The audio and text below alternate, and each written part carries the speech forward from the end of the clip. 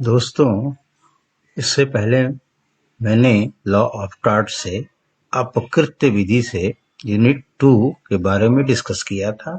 आज मैं यूनिट 3 के बारे में डिस्कस कर रहा हूं, जो कि संबंधित है टॉपिक व्यक्ति और संपत्ति से संबंधित अपकृत्य, tort relating to person and property. चलिए शुरू करते हैं। व्यक्ति से संबंधित अपकृत्य, टॉर्ट रिलेटिंग टू पर्सन। इसमें क्या क्या आता है? हमला, असॉल्ट। अपकृत्य कानून में हमला का मतलब किसी व्यक्ति के मन में तात्कालिक शारीरिक नुकसान या चोट लगने का डर पैदा करना, जिसमें वास्तविक शारीरिक संपर्क जरूरी नहीं है। यह डर पैदा करने पर ही केंद्रित रहता है।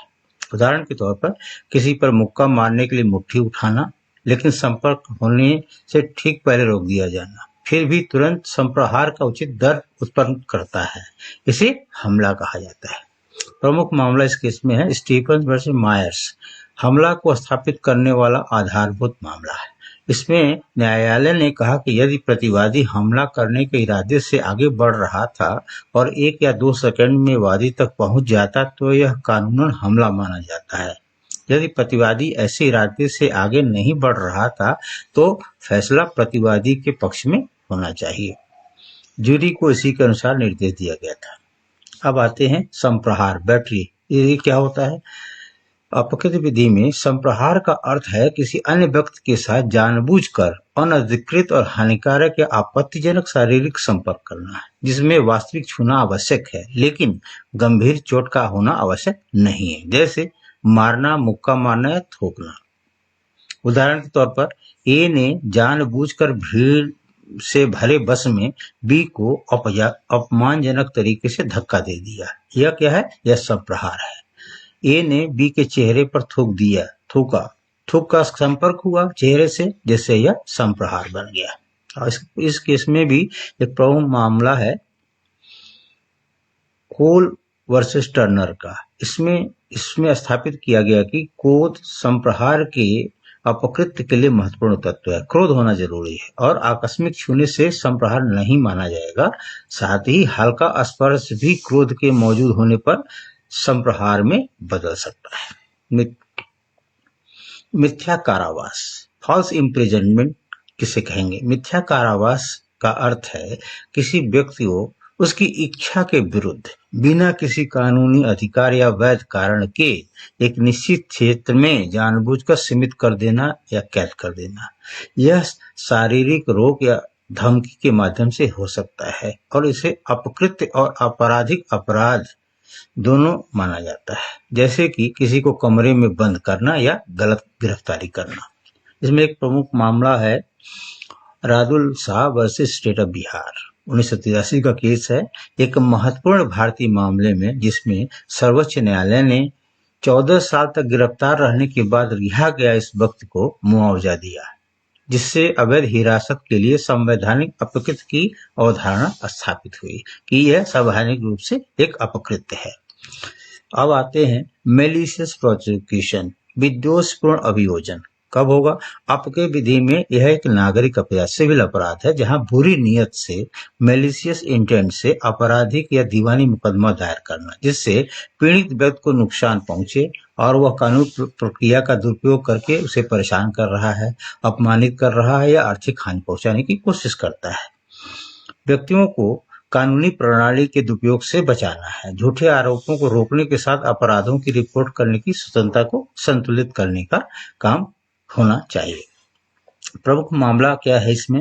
एस नंबी नारायणन बनाम सीबी मैथ्यूज, 2018 का केस है।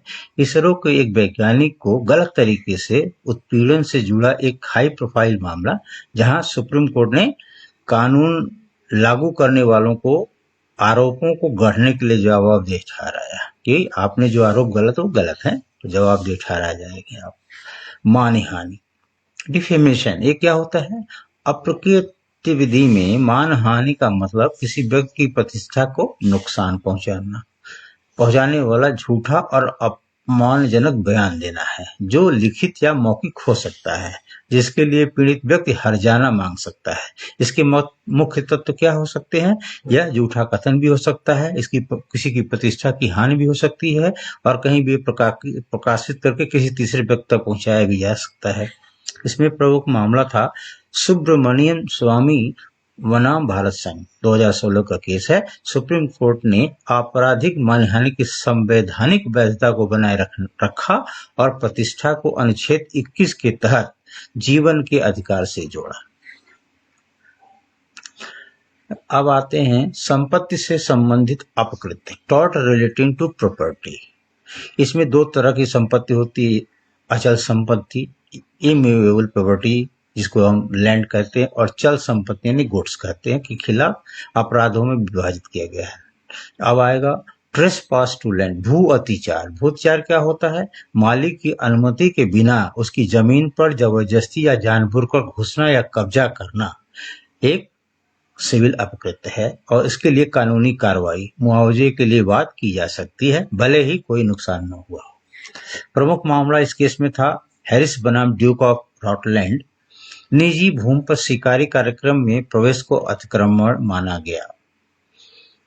एक हंटिंग का कार्यक्रम चल रहा था, तो उसमें अगर कोई अतिक्रमण करेगा तो उसके अतिक्रमण को जो है हम अपकृत्य के रूप में जानेंगे, जिससे भूमि मालिक ने अपनी संपत्ति विशेष नियंत्रण को महत्व दिया गया था।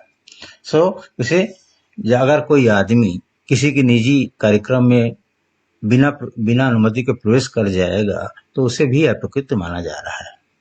इसी को ट्रेस टू लैंड भू अत्याचार की श्रेणी में डाला गया है। उपेक्षा क्या होती है? न्यूसेंस। अपकृत्य विधि में उपेक्षा का मतलब है किसी व्यक्ति की अपनी भूमि के उपयोग आनंद में गैर कानूनी हस्तक्षेप करना, जिससे उसे असुविधा, क्षति या परेशानी होती है, जैसे शोर, धुआं, गंध या अन्य बाधाएं जो उसके वैध अधिकारों को प्रभावित करती हैं। यह निजी और सार्वजनिक दो प्रकार का हो सकता है, जिसमें निजी उपेक्षा व्यक्तिगत संपत्ति को और सार्वजनिक उपेक्षा आम जनता को प्रभावित कर सकता है।